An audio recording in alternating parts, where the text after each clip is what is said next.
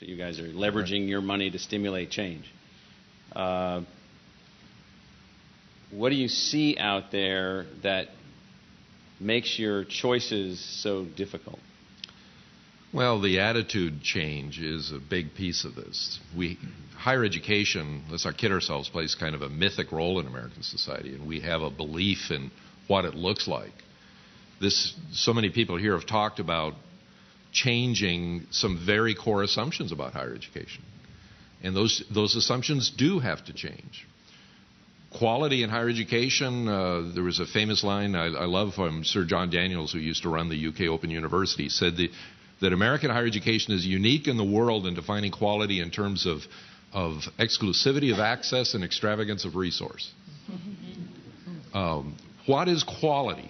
Ask ourselves, what do we think quality higher education is? And we usually come up with a picture that has to do with Nobel Prize faculty, has to do with extremely high test scores among the students, has to do with beautiful facilities, small classes, all of these things which we think of as the evidence of quality.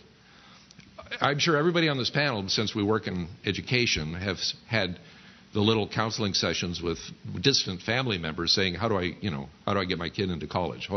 Negotiating that system. I was talking with a cousin of mine just last week about this.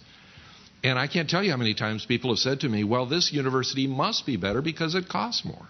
And how am I going to pay for it? That is simply all has to change. The only thing that matters is outcomes. That's what they say about Jaguars also. It's right? Yeah. Right. So that's a core assumption that has to change. I'll mention one. You asked about innovations a while back, and this is not a very glamorous innovation, but it's the one that came to mind of a real innovation. A number of states this year have passed changes to their higher education funding formulas to fund universities more on completion, on graduates, rather than just enrollment. Now, that's a real innovation.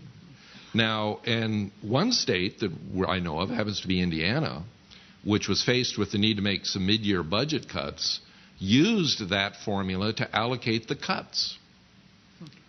Now, you talk about it, doesn't sound like a very glamorous innovation, perhaps to some of us here, but to me, that's a glamorous innovation. That is a real shift of thinking about how you approach the incentives under which higher education operates. So how do you make change?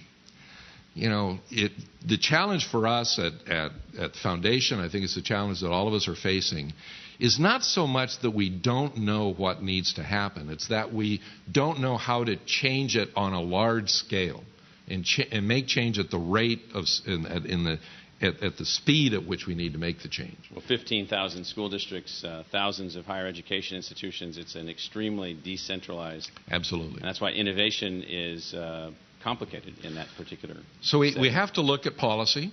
We have to look at funding systems, not just funding levels, but funding systems, incentive structures, and some of those core elements of the system that structure the way in which it operates. And you change some of those, and change can happen.